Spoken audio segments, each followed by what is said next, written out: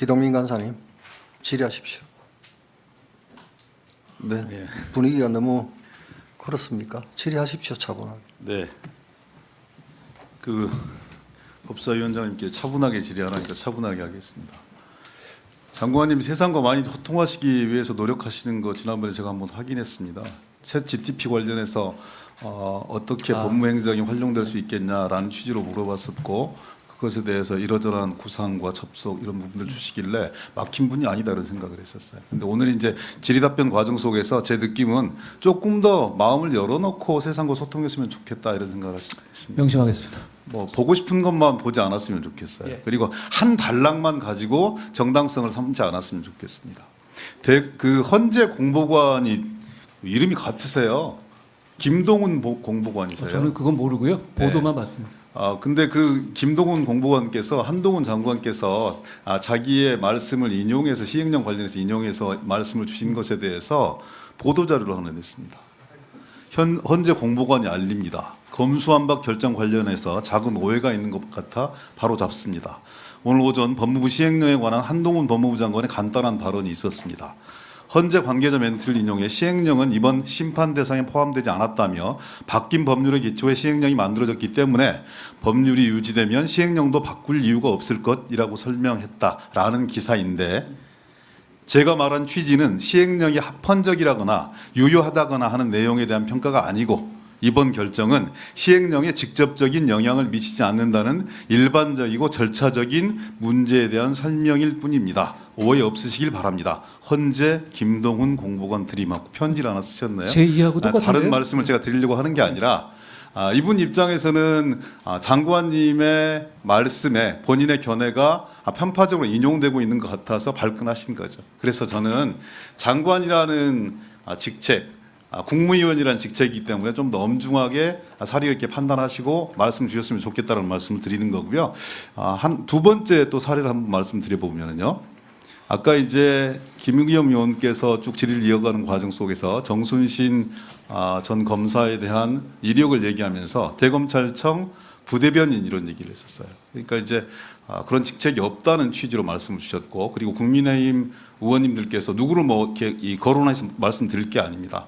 그런 직책은 없습니다라고 한 몇 분 정도가 딱 찍어서 말씀 주셨어요. 그래서 저는 비법조인이라서 아이고 우리 당 동료가 작은 이 팩트에 대해서 실수했나 해서 언론 검색을 찾아봤습니다. 그랬더니 그런 직제가 있더라고요.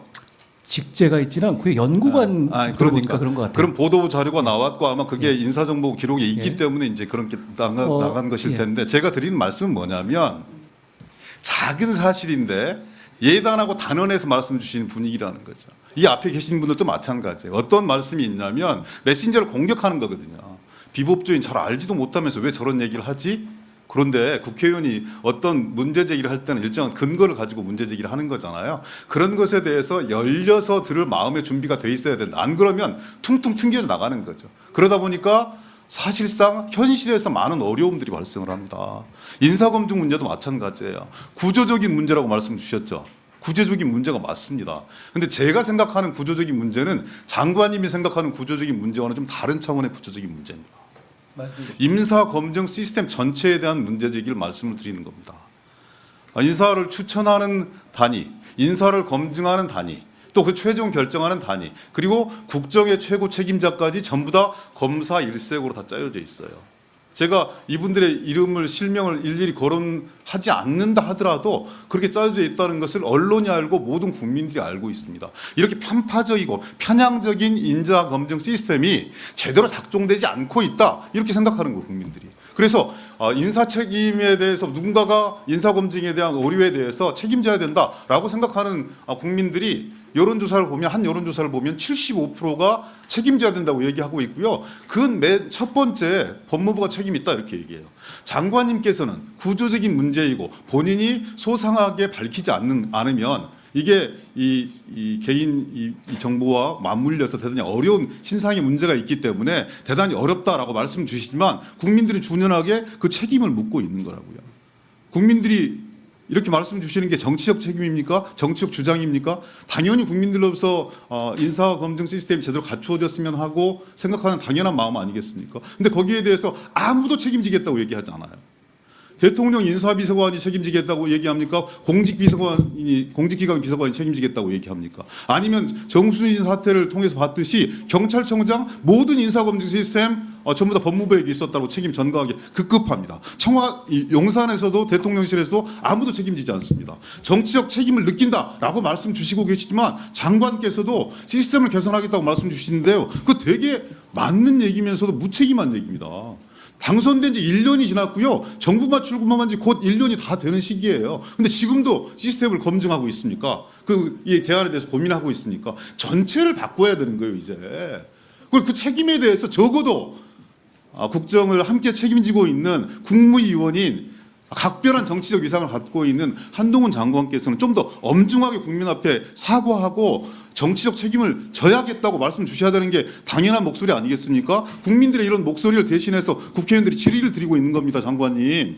여기에 대해서 적어도 인사검증 1차적인 책임자로서 국민 여러분께 엄중하게 사과하셔야 된다고 생각합니다. 말씀해 주십시오. 말씀드린 것처럼요. 이게 지금까지의 구조적 문제이긴 하지만 제가 이 문제에 대해서 깊이 책임감을 느낀다는 말씀을 여러 차례 드렸고요. 이걸 뭐 누구한테 넘길 문제는 아닙니다. 제가 그리고 소상의 상황을 설명드렸던 부분이고, 그리고 위원님께서 말씀하신 여러 부분들 중에서 제가 들을 만한, 그러니까 이게 듣고 경청할 만한 부분이 많이 있습니다. 저도 듣고 잘 생각해 보겠습니다. 국민 여러분께 진심으로 사과드린다는 말씀 한마디 하시기가 그렇게 어렵습니까? 제가 충분히 말씀드렸다고 생각합니다. 아니, 사과하신다는 말씀 안 하셨죠. 이런 정도가 되면 대통령께서 직접 사과하기 어려운 문제라고 하면 인사검증 1차 책임자인 법무부 장관께서 공식적이고 공개적으로 이런 회의를 통해서 국민 여러분께 입장을 표명하는 게 옳다는 겁니다. 위원님, 제 말씀을 이렇게 듣고 싶으시면 저는 그렇게 생각합니다. 이 문제가 어떻게 됐고 어떤 문제가 있고, 그리고 이 문제는 이 시스템화에서는 이 인사검증이라는 업무 자체의 본질상 반복될 수도 있다고 생각합니다. 그렇지만 이 부분에 대해서 국민들께서 눈높이를 알고 있고요. 여기에 대해서 이게 저희가 걸러내지 못한 결과가 나온 점에 대해서 제가 책임감 깊이 느끼고 제가 국민들께 그 점을 사과드립니다. 네, 저도 시간 내주십시오. 조금 전에 기동민 간사님께서도 인용을 하셨지만 헌법재판소 공보관의 이 조금 전 공식 입장은 이번 결정은 시행령에 직접적인 영향을 미치지 않는다라는 것입니다. 네, 다시 한번 확인을 했고요. 민주당 의원님들께서는 이번 헌법재판소 결정에 따라 대통령과 법무부 장관이 사과를 하셔야 된다. 심지어는 한동훈 장관의 탄핵까지 운운을 하고 있습니다. 그런데 헌법재판소에서는 이번 결정은 시행령에 직접적인 영향을 미치지 않는다는 공식적인 입장을 냈습니다.